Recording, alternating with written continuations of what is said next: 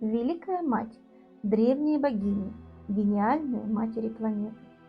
Самой первой, самой древней религией на Земле была религия Великой Богини Матери.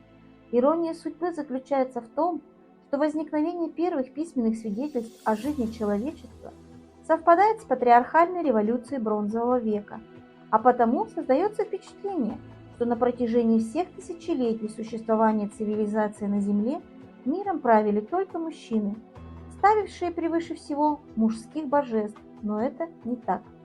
Люди каменного века устраивали пышные благодарственные праздники в честь женских божеств, почитавшихся родоначальницами и покровительницами человеческого рода.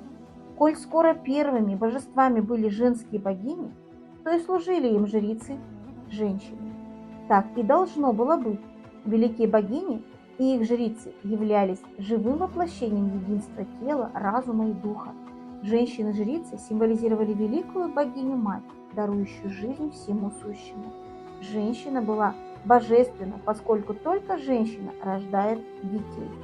Прославлением великой богини-матери заключалось в пении священных гимнов. Жрицы обладали древними знаниями и разумно использовали эти знания, которые даровала им Небесная Мать. Со временем у Великой Матери появился божественный супруг, и когда возникли мужские боги, появились и мужчины-жрецы. Но в самые ответственные моменты религиозных церемоний мужчины-жрецы были обязаны надевать женскую одежду, так как приступать к святыням Великой Богини Матери имели право только ее земные дочери. Как бы превращаясь на время в женщину, мужчины-жрецы тем самым признавали исключительность женского пола в близком общении с Великой Матерью. Марсира отмечает, что в патриархальном обществе обычай носить в особо торжественные моменты длинную одежду по сей день соблюдают священники мировых религий, юристы во время судебных заседаний и ученые.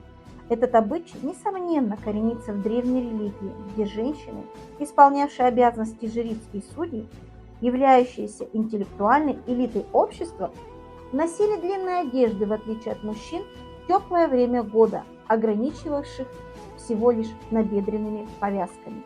Великая богиня-мать считалась бессмертной, неизменной и всемогущей. Неандертальцы хоронили мертвых сородичей, окрасив их тела красной охрой, что являлось самым ранним выражением веры в Великую Мать. Это было символом того, что умершие возвращаются в лоно земли, поэтому их окрашивали в цвет крови матери. Во всех первобытных культурах сотворение человека связывается с матерью-землей. Ацтеки изображали землю в виде женщины с широкой грудью, перуанцы называли ее «мама Альпа», «добрая мать», «источник всех благ». На диалектах алганкинов слово для обозначения земли имеет тот же корень, что и мать.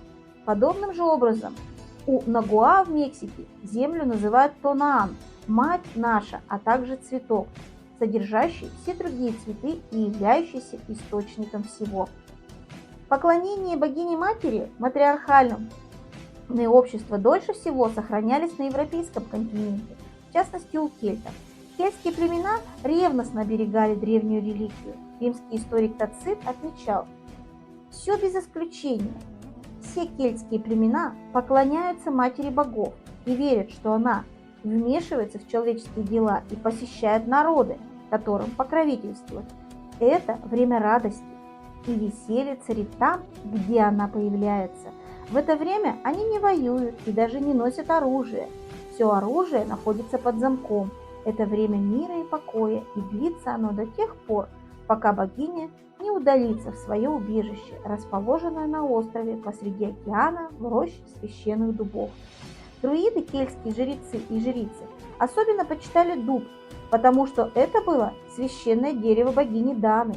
Кельты, заселившие Британию, называли Туата де Данаан, то есть народ богини Даны. Дана была североевропейским аналогом богини Дианы, которая тоже жила в роще священных дубов. В обществе кельтов женщины были прорицательницами, врачевательницами и выполняли работу, аналогичную работе сегодняшних врачей, судей и адвокатов.